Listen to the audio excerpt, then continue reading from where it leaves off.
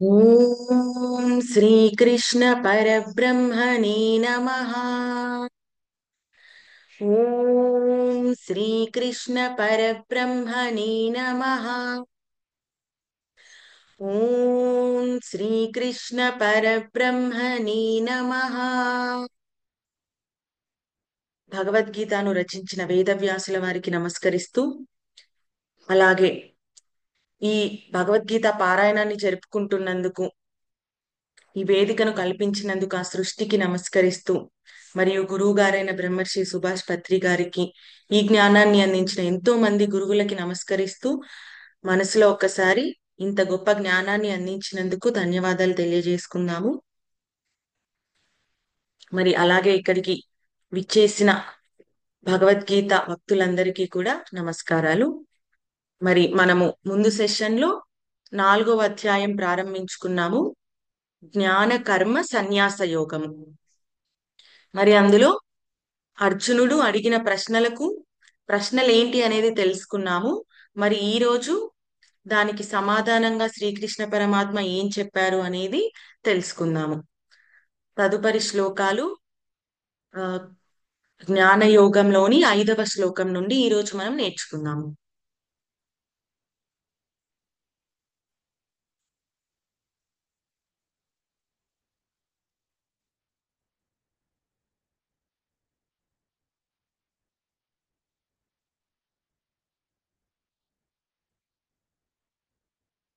4వ అధ్యాయంలోని 5వ శ్లోకము. శ్రీ భగవానువాచ బహూని మే వ్యతీతాని జన్మాని తవ చార్జున.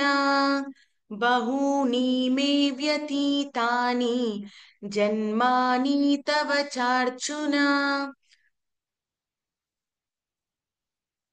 తాన్యహం వేద సర్వాణి నత్వం వేత్త పరంతప.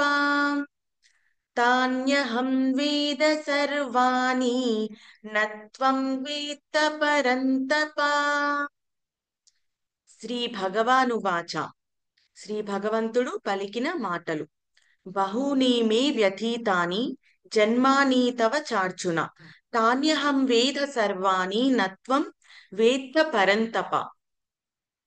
బహూని అంటే అనేక, బహూని జన్మాని అనేక జన్మలు. పరంతప ఓ అర్జున, ఓ పరంతప ఓ అర్జున. మేచ తవ నావి, మేచ అలాగే తవ నావి మరియు అలాగే నీవి కూడా. బహూని జన్మాని అనేక జన్మలు అనేవి, వ్యతీతాని గడిచిపోయాయి, తాని సర్వాణి వాటన్నిటినీ, త్వం న వేత్త నీవు తెలుసుకో తెలుసుకోలేదు, అహం వేద కానీ నాకు తెలుసు. బహూని మే వ్యతీతాని జన్మాని తవ చార్జున. అనేక జన్మలు అనేవి నీకు మరియు నాకు కూడా గడిచిపోయాయి అర్జున. తాన్యహం వేద సర్వాణి నత్వం వేత్త పరంతప. నీకు అది గడిచిపోయిన జన్మలు అనేవి నీకు తెలియదు, నీకు దాని పట్ల జ్ఞానం లేదు. కానీ నాకు ఉంది, నాకు ఎన్ని జన్మలు గడిచిపోయాయో అవన్నీ ఏంటో కూడా నాకు తెలుసు. నాకు దాని పట్ల, దానికి సంబంధించిన జ్ఞానం అనేది ఉంది, కానీ నీకు లేదు అనేది ఈ శ్లోకం యొక్క భావము.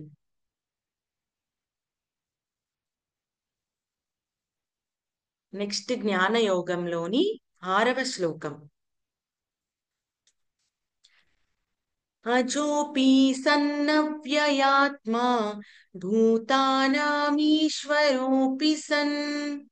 అజోపి సన్నవ్యయాత్మా భూతానామీశ్వరోపి సన్. ప్రకృతిం స్వామధిష్టాయ సంభవామ్యాత్మ మాయయా. ప్రకృతిం స్వామధిష్టాయ సంభవామ్యాత్మ మాయయా. అజోపి సన్నవ్యయాత్మ భూతానామీశ్వరోపి సన్. ప్రకృతిం స్వామధిష్టాయ సంభవామ్యాత్మ మాయయా. అజో అజో అంటే ఎప్పటికీ ఎల్లప్పుడూ శాశ్వతంగా ఉండిపోయేది. జన్మ రాహిత్యము, జన్మరహితుడు అనంటే జన్మలు ఆ ఒక్కసారి జన్మించి మళ్ళీ ఉండకుండా ఉండేవాడు కాదు, ఎప్పటికీ నిరంతరంగా ఉండిపోయేవాడు. అవ్యయాత్మ అంటే శాశ్వతుడు. అజోపి అవ్యయాత్మ. సన్ అపి అయినప్పటికీ. అహం అంటే ఇక్కడ నేను. అహం అజోపి అవ్యయాత్మ, నేను జన్మలు లేనివాడైనప్పటికీ ఎల్లప్పుడూ శాశ్వతంగా ఉండిపోయేవాడైనప్పటికీ కూడా సన్ అపి భూతానాం ఈశ్వర సన్ అపి, నేను సమస్త ప్రాణులకు కూడా ఈశ్వరుడిని అయినప్పటికీ. భూతానాం ఈశ్వరోపి సన్, నేను సమస్త ప్రాణులకి కూడా ఈశ్వరుడు అయినప్పటికీ కూడా. ప్రకృతిం స్వామధిష్టాయ, నా ప్రకృతి అంతా కూడా నా ప్రకృతిని ఆధీనములో ఉంచుకొని. ప్రకృతి స్వామధిష్టాయ, నా ప్రకృతిని ఆధీనంలో ఉంచుకొని. సంభవామ్యాత్మమయాయ, నా మాయ ద్వారానే నేను సృష్టించబడుతున్నాను, నేను ఇక్కడ అవతారము తీసుకోబడుతున్నాను.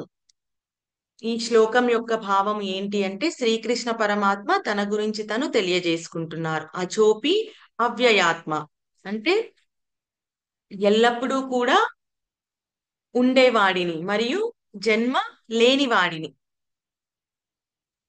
అయినప్పటికీ కూడా నేను. భూతానామీశ్వరోపిసన్, నేను ఇక్కడ ఉన్న సమస్త ప్రాణులకి కూడా ఈశ్వరుడును అయినప్పటికీ కూడా. ప్రకృతిం స్వామధిష్టాయ, నా ప్రకృతి ద్వారా నేను నా ప్రకృతిని నేను అధీనంలో ఉంచుకొని. సంభవామ్యాత్మ మాయయ, నా మాయతోనే నన్ను నేను సృష్టించుకోబడుతున్నాను, అవతారం తీసుకోబడుతున్నాను అనేది ఈ శ్లోకం యొక్క భావము.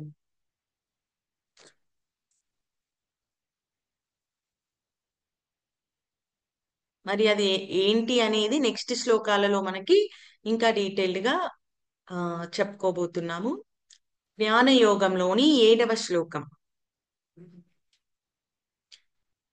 యదా యదా హి ధర్మస్య గ్లానిర్భవతి భారత అభ్యుత్థానమధర్మస్య తథాత్మానం సృజామ్యహం.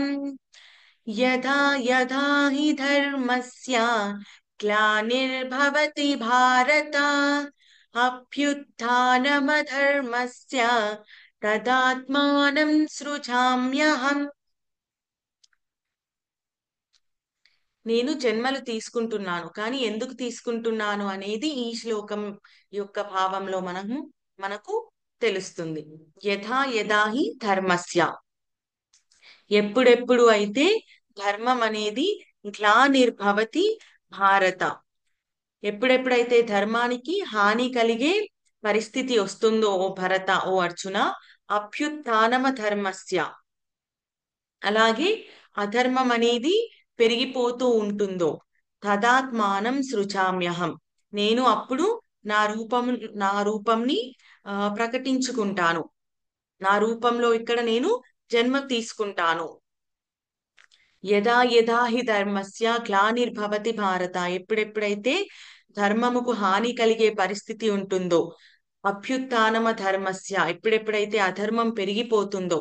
తదాత్మానం సృజామ్యహం, అప్పుడప్పుడు నేను జన్మ తీసుకొని ఈ భూమి మీద అవతారం చెందుతాను అనేది ఈ శ్లోకం యొక్క భావము. జ్ఞానయోగంలోని 8వ శ్లోకం.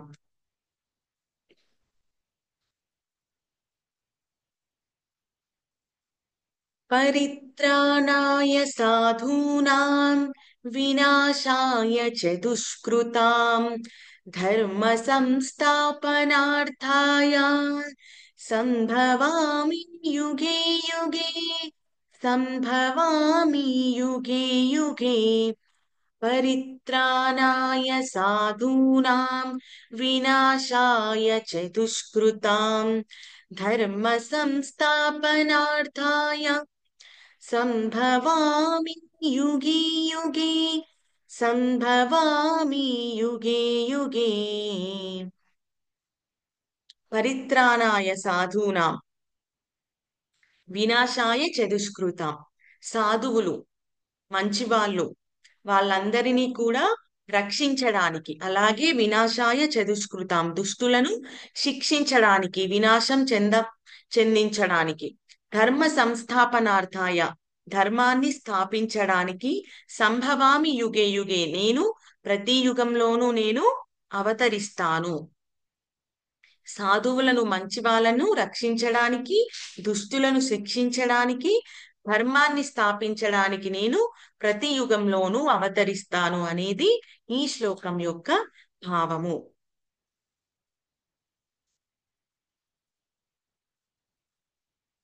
మరి ఈ 5 నుండి 8 శ్లోకాలు అనేది మళ్ళీ ఒకసారి మనము డీటెయిల్డ్ గా తెలుసుకుందాము.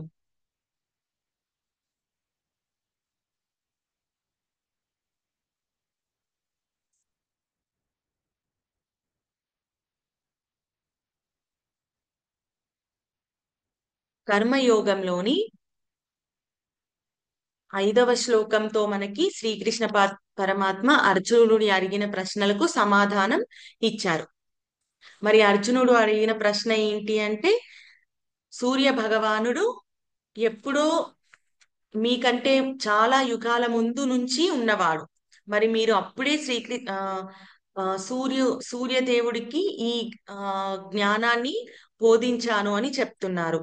కానీ మీరు జన్మ అనేది, మీ జన్మ ఈ మధ్య కాలంలో జరిగింది కదా, మీరు అప్పుడు ఉన్న సూర్య భగవానుడికి ఈ జ్ఞానాన్ని ఎలా అందించాడు అనేది అర్జునుడి యొక్క ప్రశ్న. దానికి సమాధానంగా శ్రీకృష్ణ పరమాత్మ ఏం చెప్తున్నారు అంటే, నాకు నీకు అనేక జన్మలు గడిచిపోయాయి, కానీ దాని పట్ల జ్ఞానం అనేది నీకు లేదు, కానీ నాకు ఉంది. అంటే మరి అనేక జన్మలు ఎన్నో ఆ పరమాత్మ ఈ భూమి మీద అవతరించి తీసుకున్నాడు, కానీ దాని పట్ల జ్ఞానము, అవగాహన అనేది అర్జునుడికి లేదు. ఎందుకు అనంటే, అర్జునుడు మాయలో ఈ ఆ భూమి మీద ఈ జన్మ తీసుకున్నప్పుడు మనకి ఈ శరీరం పట్ల మాయ అనేది ఉంటుందన్నమాట. అంటే మనము ఇంతకు ముందు ఎలా ఉన్నాము ఏంటి అనేది ఆ మరపు అనేది వస్తుంది. ఓకేనా? ఆ మరపు అనేది వచ్చి కేవలం ఈ శరీరంలో మనం ఇప్పుడు నివసించేదే మనకి అర్థమవుతుంది, అవగాహన ఉంటుందన్నమాట. దానికి ముందు మనం ఎలా ఉన్నాము ఏంటి అనేది మనకి అవగాహన ఉండదు. ఎందుకంటే మనం మాయ చేత బంధించబడ్డాం కాబట్టి. కానీ మనకి సాంఖ్యయోగంలోనే మనకి ఇంతకు ముందు కూడా ఆ శ్రీకృష్ణ పరమాత్మ చెప్పారు ఆల్రెడీ. ఏం చెప్పారు అనంటే, ఈ రాజులందరూ కూడా ఇంతకు ముందు లేని వాళ్ళు కాదు, అలాగే ఇక ముందు ఉండబోరు అని కాదు. వీళ్ళు ఇంతకు ముందు ఉన్నారు, ఇప్పటికీ కూడా ఉన్నారు. అంటే శ్రీకృష్ణ పరమాత్మకు ఆల్రెడీ తెలుసు, ఇంతకు ముందు నుంచి ఉన్నది ఆత్మ ఎప్పటికీ ఉంటుంది, ప్రస్తుతము ఉంటుంది, అలాగే ఫ్యూచర్ లోనూ ఉంటుంది.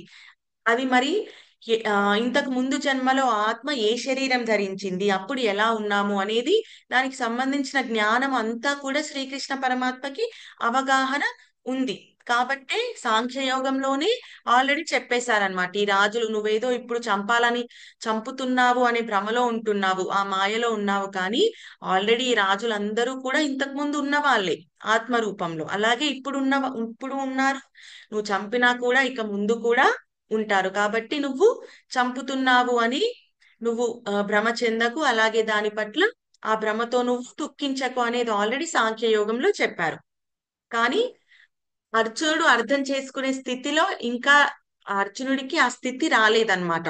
అందుకే మళ్ళీ ప్రశ్నించాడు.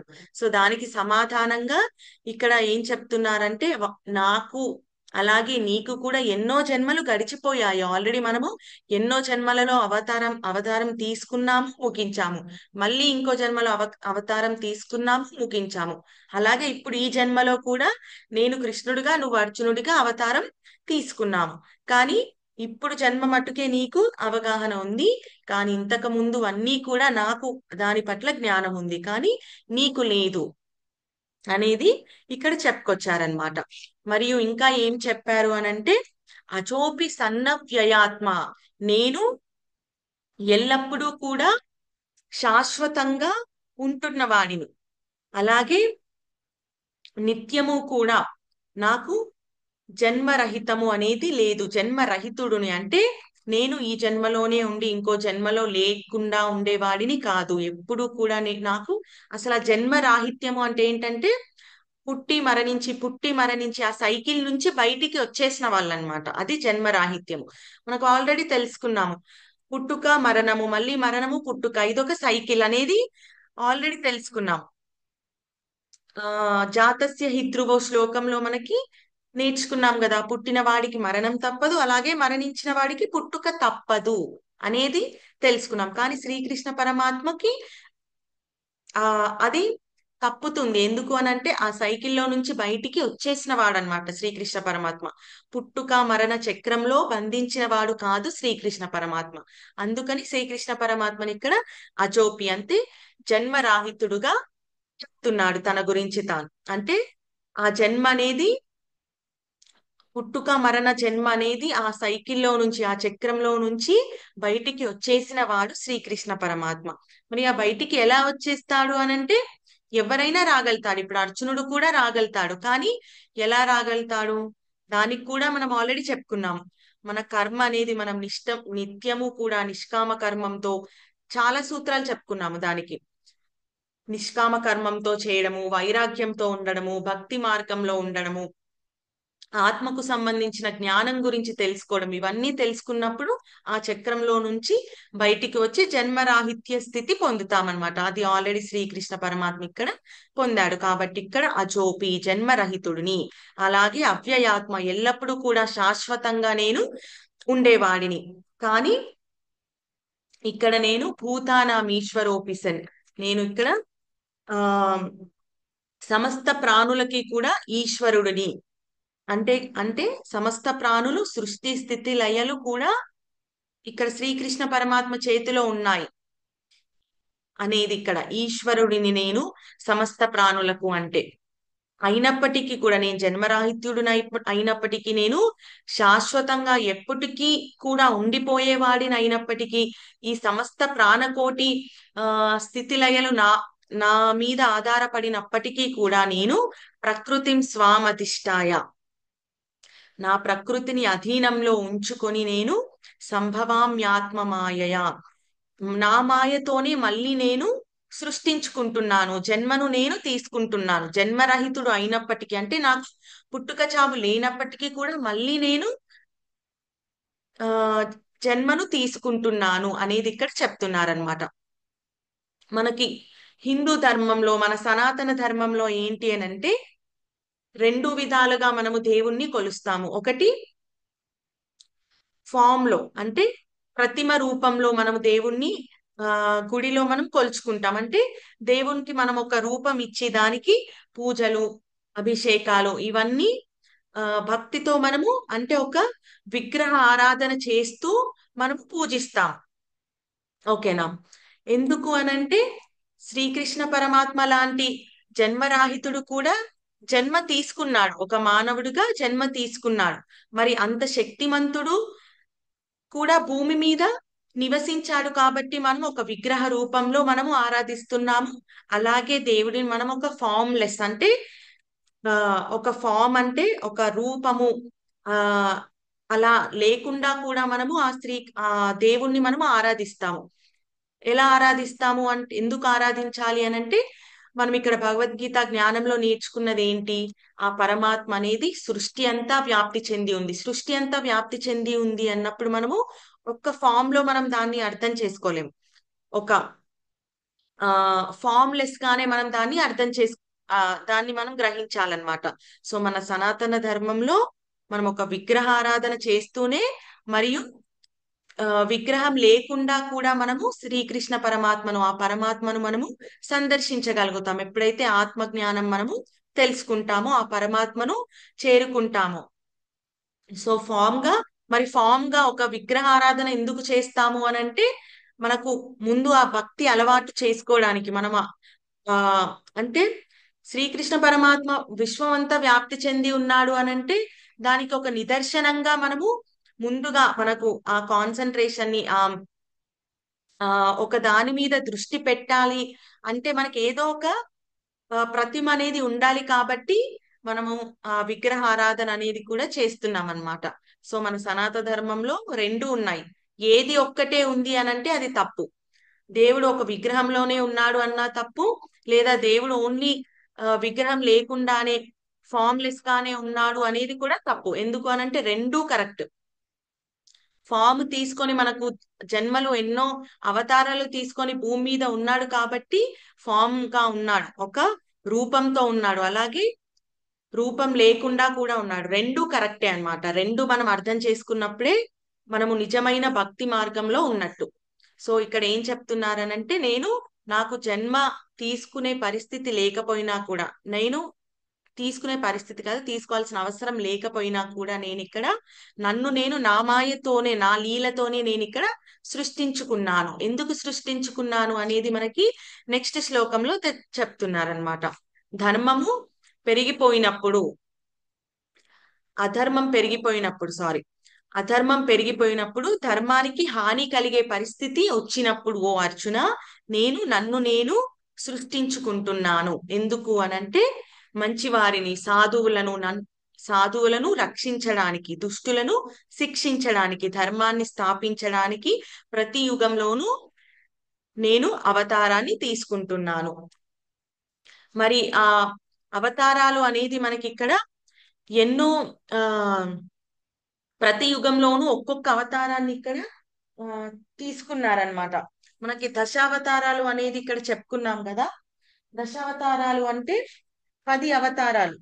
యాక్చువల్ గా ఆ విష్ణువు అనేవాడు ఎన్నో అవతారాలు తీసుకున్నాడు, కానీ అందులో మనకి ముఖ్యమైన అవతారం అనేది ముఖ్యమైన 10 అవతారాలు అనేవి ఉన్నాయన్నమాట. ఆ ముఖ్యమైన 10 అవతారాలు ఏంటి అంటే, విష్ణువే ముందుగా సత్యయుగంలో మనకి మత్స్యావతారం అంటే ఒక చేపగా అవతారం తీసుకొని భూమిని రక్షించడానికి అవతారం తీసుకున్నాడు. దాని తర్వాత కూర్మ అవతారం, ఒక తాబేలుగా అవతారాన్ని తీసుకున్నాడు. దాని తర్వాత ఆ ఒక వరాహ రూపంలో ఒక వరాహ రూపంలో అవతారాన్ని తీసుకుని భూమిని రక్షించాడు. దాని తర్వాత నరసింహావతారం మనం చెప్పుకున్నాం కదా. హోలీ ఎందుకు జరుపుకుంటున్నాము అనేది ప్రహ్లాదుని రక్షించడానికి, హిరణ్యకశపుడిని శిక్షించడానికి ఒక నరసింహ అవతారంలో విష్ణువు ఆ అవతారాన్ని తీసుకొని అక్కడ ప్రహ్లాదుడు అంటే అక్కడ మంచివాడు ఒక సాధువుని రక్షించాడు, హిరణ్యకశపుడుని శిక్షించాడు. ఇలా ప్రతి యుగంలోనూ కూడా ఒక్కొక్క అవతారాన్ని తీసుకుంటున్నాడు. దాని తర్వాత పరశురాముడుగా, దాని తర్వాత ఆ శ్రీరాముడిగా అయోధ్య ప్రజలందరినీ రక్షించడానికి మరియు రావణాసుని శిక్షించడానికి, దాని తర్వాత శ్రీకృష్ణుడిగా కూడా మరి అవతారం తీసుకొని ఈ మానవులందరికీ కూడా గీతా జ్ఞానాన్ని బోధించి మరియు ఎంతో మంది రాక్షసులని సంహరించడానికి శ్రీకృష్ణుడిగా అవతారాన్ని తీసుకున్నాడు ద్వాపర యుగంలో. దాని తర్వాత ఇప్పుడు కలియుగంలో కల్కి అవతారము తీసుకోబోతున్నాడు. సో ఇలా ప్రతి యుగంలోనూ ఒక్కొక్క అవతారాన్ని ఆల్రెడీ తీసుకొని ఎంతో మంది రాక్షసులను సంహరించాడు. మరి ఈ యుగంలో కూడా ఇంకా అవతరించబోతున్నాడు కల్కి రూపకంలో అనేది మనకు ఇక్కడ ఇన్ని అవతారాలలో మనకి ఆల్రెడీ వచ్చాడు కాబట్టి అది నిదర్శనం అన్నమాట. మనకి ఎప్పుడెప్పుడైతే అధర్మం పెరిగిపోతుందో, ఎప్పుడెప్పుడైతే దుష్టులు పెరిగిపోతాడో అప్పుడు మంచివారిని రక్షిస్తాడు అనే దానికి ఈ అవతారాలు అనేవి నిదర్శనం అన్నమాట. సో ధర్మాన్ని స్థాపించడానికి ప్రతి యుగంలోనూ కంపల్సరీ ఆ విష్ణువు ఏదో ఒక అవతారం తీసుకొని ఇక్కడ మనల్ని మంచివారిని ధర్మ సంస్థాపనకై అవతారం అనేది తీసుకుంటున్నారు శ్రీకృష్ణ పరమాత్మ, విష్ణువు. సో ఇక్కడ మరి ప్రతి యుగంలోనూ అవతారం తీసుకుంటున్నారు కాబట్టి, ఎప్పటి నుంచో ఉంటున్నారు కాబట్టి సూర్య భగవానుడికి కూడా ఈ గీతా జ్ఞానాన్ని బోధించగలిగారనమాట. అది అర్జునుడు అడిగిన ప్రశ్నకి సమాధానంగా ఇదంతా కూడా ఆ, శ్రీకృష్ణ పరమాత్మ తెలియజేశారు. మరి ఇది ఈ రోజు శ్లోకాలు, 5 నుండి 8 శ్లోకాలు. మరి తదుపరి శ్లోకాలు మనము మళ్ళీ నెక్స్ట్ క్లాస్ లో, రేపటి క్లాస్ లో తెలుసుకుందాము. ఇప్పుడు ఈ 4 శ్లోకాలు కూడా మనము ఉచ్చారణ అనేది చేసుకుందాము. హ్యాండ్ రైస్ చేసిన వాళ్ళు అన్మ్యూట్ చేసుకోండి.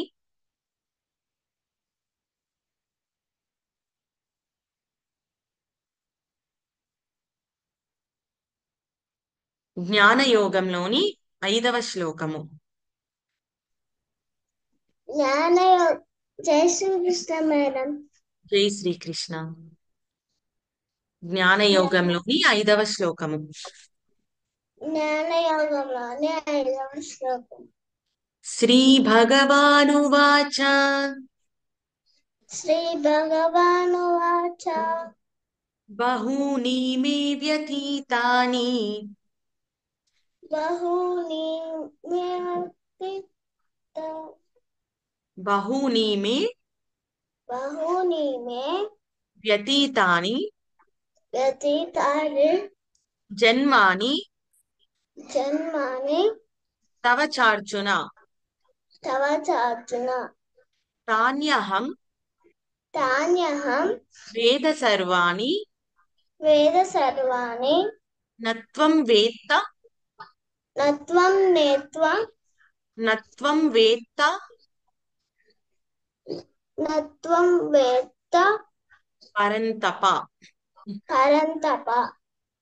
బహూని మే వ్యతీతాని బహూని మే బహూని మే వ్యతీతాని జన్మాని తవ చార్జున జన్మా జన్మాని తవ చార్జున. ఎలా కూర్చోవాలి శ్లోకం చెప్పేటప్పుడు? శాన్వి. జన్మాని తవ చార్జున జన్మాని జన్మాని నీత్వ చార్జున జన్మాని తవ చార్జున జన్మాని తవ చార్జున తాన్యహం వేద సర్వాణి తాన్యహం వేద సర్వాణి నత్వం వేత్త పరంతప. నత్వం వేత్వ పరంతప. నెక్స్ట్ నువ్వు మ్యూట్ లో ఉండు శాన్వి, సహస్ర అన్మ్యూట్ చేసుకో. జై శ్రీకృష్ణ మేడం. మ్యూట్ లో ఉండి అందరూ పలకాలి జై శ్రీకృష్ణ. జ్ఞాన యోగంలోని 5వ శ్లోకం. జ్ఞానయోగంలోని 5వ శ్లోకం. శ్రీ భగవానువాచ శ్రీ భగవానువాచ బహూని మే వ్యతీతాని బహూని మే వ్యతీతాని బహూని మే వ్యతీతాని బహూని మే వ్యతీతాని జన్మాని తవ చార్జున జన్మాని తవ చార్జున తాన్యహం వేద సర్వాణి తాన్యహం వేద సర్వాణి నత్వం వేత్త పరంతప. నత్వం వేద పరంతప. జ్ఞానయోగంలోని 6వ శ్లోకం. జ్ఞానయోగంలో చెప్పండి. జ్ఞానయోగంలోని 6వ శ్లోకం. అజోపి సన్నవ్యయాత్మా అజోపి సన్యవ్యయాత్మా అజోపి అజోపి సన్నవ్యయాత్మా సన్యవ్యయాత్మా భూతానామీశ్వర భూతానామీశ్వర భూతానామీశ్వరోపిన్ భూతానామీశ్వరోపి భూతానామీశ్వరోపి సన్ భూతానామీశ్వరోపి సన్ ప్రకృతిం స్వామధిష్టాయ ప్రకృతిం స్వామధిష్టాయ సంభవామ్యాత్మ సంభవామ్యాత్మ మాయయా. मायया సంభవామ్యాత్మ మాయయా संभवाम्यात्मया సంభవామ్యాత్మ మాయయా संभवाम्यात्मया గుడ్ నెక్స్ట్ లాస్ట్ జై శ్రీకృష్ణ జై శ్రీకృష్ణ అక్క జై శ్రీకృష్ణ జ్ఞానయోగంలోని 6వ శ్లోకం జ్ఞానయోగంలోని 6వ శ్లోకం అజోపి అజోపి సన్నవ్యయాత్మా సన్వ సంజ్ఞ సన్నవ్యయాత్మ సన్నవ్యయాత్మ సన్నవ్యయాత్మా సన్నవ్యయాత్మ భూతానామీశ్వర భూతానామీశ్వర భూతానామీశ్వరోऽపి సన్ భూతాని భూతానామీశ్వరోపి భూతానామీశ్వరోపి సన్ ఉమ్. నీ ముందు పెట్టుకో ఎందుకు బుక్ మమ్మీ పట్టుకున్నా నువ్వు పెట్టుకో నువ్వే చూసుకుంటే చాలు ఓకే ఇందాక పలికావా శ్లోకం ఇది లాస్య పలికిన ఓకే భూతాన భూతానాం మీశ్వరోऽపి సన్ ఈశ్వరోపి సన్ ప్రకృతిం స్వామధిష్టాయ ప్రకృతిం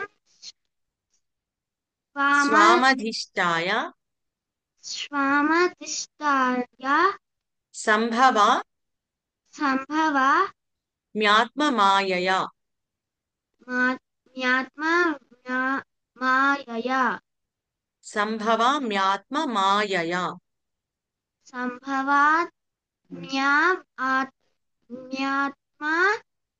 జ్ఞాయయ మాయయా మాయయ గుడ్ ఇంకో 2 సార్లు పలికితే వచ్చేస్తుంది ఓకే పలుకుతుంటే వచ్చేస్తుంది తీక్షతతో పాటు నెక్స్ట్ నువ్వు కూడా పలుకు ఇదే జై శ్లోకం చెప్పుకుందాం జై శ్రీకృష్ణ అచోపి అజోపి సన్నవ్యయాత్మ సన్నవ్యయాత్మ భూతానామీశ్వరోऽపి సన్ భూతానామేశ్వరోపి సన్ అజోపి సన్నవ్యయాత్మా అజోపి సన్నవ్యయాత్మా భూతానామీశ్వరోऽపి సన్ భూతానామేశ్వరోపి సన్ ప్రకృతిం స్వామధిష్టాయ ప్రకృతిం స్వామిధిష్టాయ సంభవామ్యాత్మమాయయా సంభవావ్యాత్మమావయా సంభవామ్యాత్మ సంభవామ్యాత్మ మాయయా మాయయా సంభవాం సంభవ సంభవామ్యాత్మమాయయా సంభవామ్యాత్మమాయయా సంభవామాత్మ్యాత్మమాయయా సంభవామ్యాత్మమాయయా గుడ్ నెక్స్ట్ శ్లోకం 7వ శ్లోకం యథా యథా హి ధర్మస్య యథా యథా హి ధర్మస్య గ్లానిర్భవతి భారత గ్లానిర్భవతి భారత అభ్యుత్థానమధర్మస్య అభ్యుత్థానమధర్మస్య తదాత్మానం సృజామ్యహం తదాత్మానం సృజామ్యహం తదాత్మానం సృజామ్యహం తదాత్మానం సృజామ్యహం యథా యథా హి ధర్మస్య గ్లానిర్భవతి భారత యథా యథా హి ధర్మస్య గ్లానిర్భవతి భారత అభ్యుత్థానమధర్మస్య अभ्युत्थानमधर्मस्य तदात्मानं सृजाम्यहम्। तदात्मानं सृजाम्यहम्। జ్ఞానయోగంలోని 8వ శ్లోకం. జ్ఞానయోగంలోని 8వ శ్లోకం. పరిత్రాణాయ సాధూనాం పరిత్రాణాయ సాధూనాం వినాశాయ చ దుష్కృతాం వినాశాయ చ దుష్కృతాం వినాశాయ చ దుష్కృతాం వినాశాయ చ దుష్కృతాం ధర్మ సంస్థాపనార్థాయ ధర్మ సంస్థాపనార్థాయ ధర్మ సంస్థాపనార్థాయ ధర్మ సంస్థాపనార్థాయ సంభవామి యుగే యుగే సంభవాని యుగే యుగే సంభవామి యుగే యుగే. సంభవామి యుగే యుగే. గుడ్. సో ఇది ఈరోజు శ్లోకాలు ఉచ్చారణ. ఒకసారి మళ్ళీ ఈ శ్లోకాలు అనేవి ఆ, ఒకసారి మీరు పలకండి. పలికిన తర్వాత మళ్ళీ ఈ భావాలు అనేవి ఒకసారి వినండి. విని అందరూ కూడా రాయండి. ఓకే ఓకే మరి మళ్ళీ మనము రేపు తదుపరి శ్లోకాలతో కలుసుకుందాము. అంతవరకు సెలవు. జై శ్రీకృష్ణ. హరే కృష్ణ హరే కృష్ణ కృష్ణ కృష్ణ హరే హరే హరే రామ రామ రామ హరే హరే.